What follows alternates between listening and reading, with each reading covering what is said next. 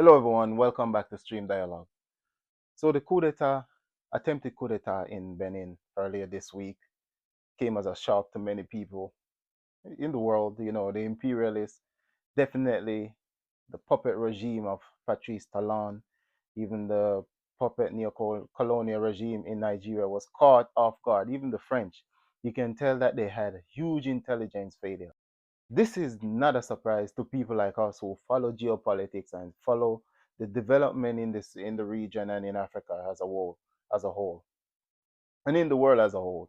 First of all, the Talon regime, the Patrice Talon regime, is so oppressive to the Beninois people. From what we've seen, is this guy have tried, trying is actively trying to change his constitution to run for another term, a third term, as they say.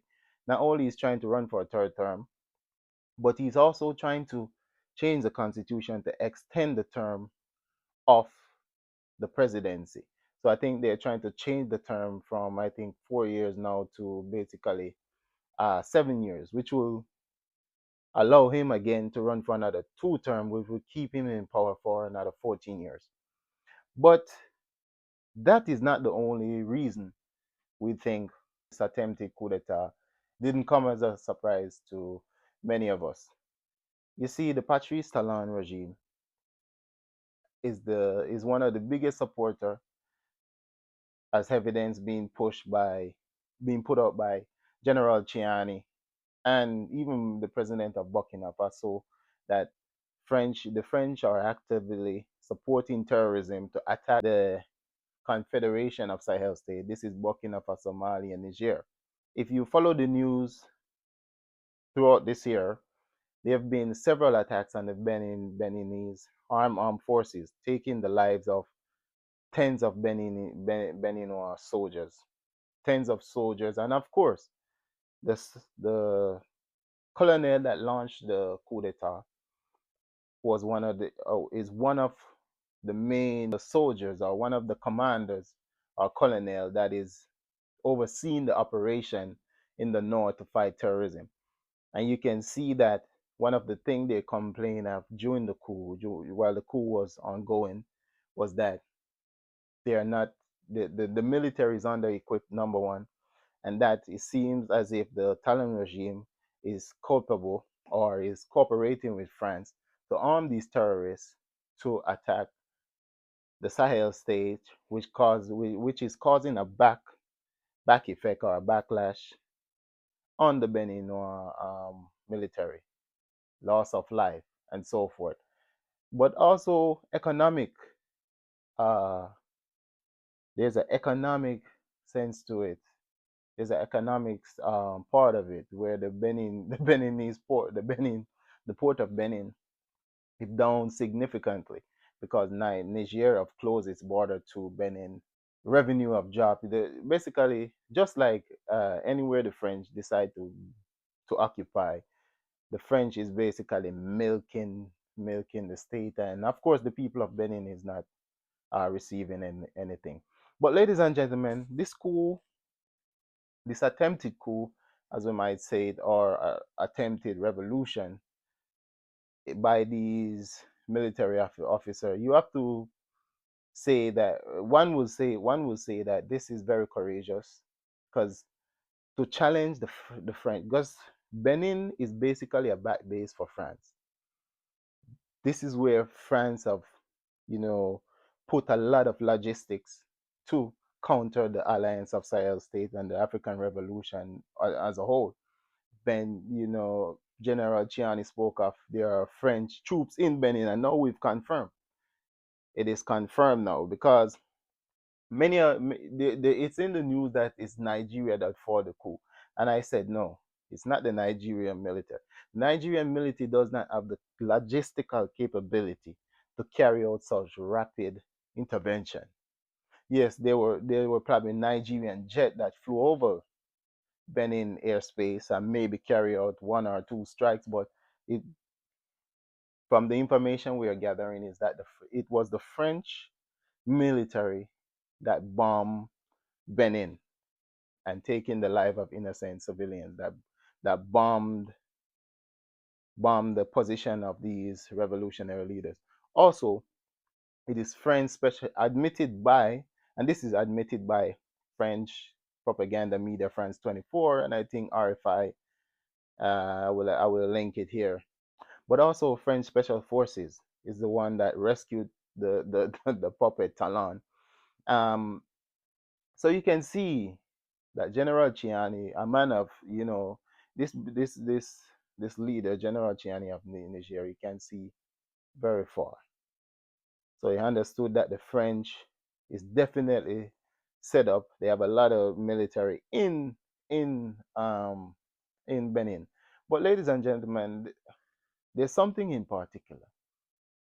Not only was this an intelligence failure, so you can see in the reaction of of ECOWAS, complete panic. They're declaring state of emergency in West Africa, even though even though this is what is happening now is not happening in the whole of West Africa. It's happening in these neo colonies with these neo-colonial regimes. But declaring state of emergency in West Africa, not every West African state is a part of ECOWAS. You see, Mauritania is not part of ECOWAS. Niger, Burkina Faso, and Mali is not part of ECOWAS. And why didn't um, ECOWAS declare a state of emergency when terrorists were taking over these states in the Sahel, and when the Benin military was being occupied or was being attacked by terrorists? Why didn't ECOWAS declare a state of emergency while Nigerian civilians and military are being unalived en masse by these terrorist groups that are supported by imperialist forces? And another thing, many of us are saying, how can Nigeria mobilize its military to bomb Benin, but it cannot support its troops on the ground?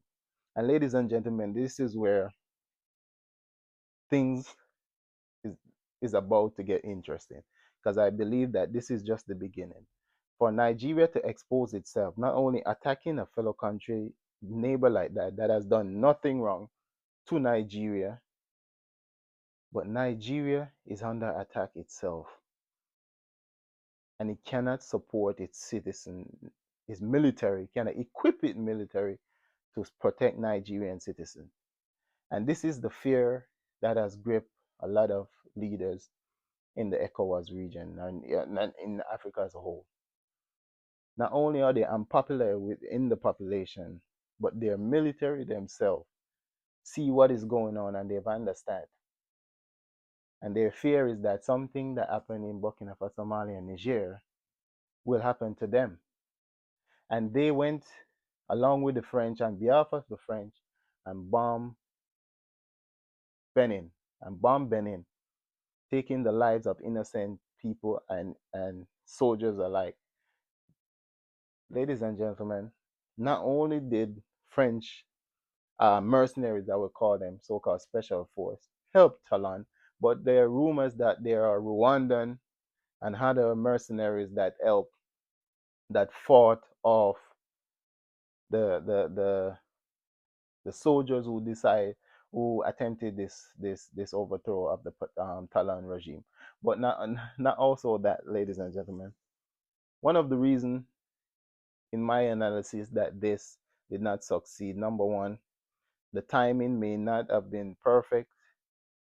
This was like on a Sunday. People weren't, up and ready to go. There people definitely came out, but I believe, and then the communication. You saw that it was a big communication battle. There was a lot of fake news being put out on the side of the regime at the time, uh, the Talon regime, and also the French media mobilized, the Nigerian puppet media, a lot of trolls online mobilized. So you can see that there was a communication issue in the beginning, which allowed the French to intervene.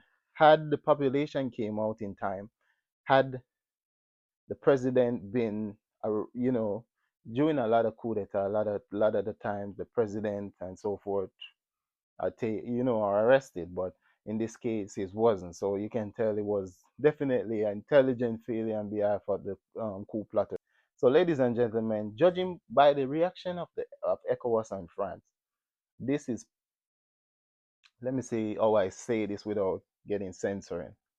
This is going to put, let's say, a lot of African leaders in a more dangerous situation, these puppet leaders, because they've seen the reaction of France by taking the life of not only African citizens, but also the military.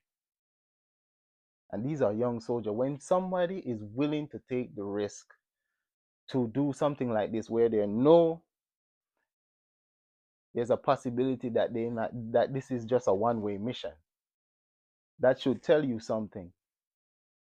When somebody is willing to put their lives on the line to change their nation, that should tell these puppets leaders something. But they won't listen. And France, there's this arrogance within the imperialist country, but within imperialism itself. When the push for African independence started in the 1940s, 50s, and 60s, and up to the 70s, that was the fight was more. They had, let's say, the fighters were in the bush. I believe that there will come a time where we will get to a similar situation where people will not have fear anymore, because the people of Africa, the people of the world is tired. Imperialists, they just want to take everything and subjugate everybody. They don't believe in giving what is right to other people. And France is making the same mistake it made, whether it was in Algeria, throughout West Africa, except now they don't have anything to paint over. They don't have the neo-colonial project has been found out, it has been exposed, so they have nothing to cover it with. And these puppet African leaders that they put in the front, people are getting to find out that these people are not here for the best interest of their nations. So, ladies and gentlemen, what will be the fallout from this coup, this situation? Number one, the Talon regime will use this to crack down on opponents, whether it's those who don't necessarily agree with him within the military or in civil society and so forth. But it will also crack down on freedom of speech. People, activists. He will use this to crack down on activists. He will use this to purge, try to purge the system, which will be a big mistake. Number one, it will squeeze the opposition, because he will crack down on opposition as well.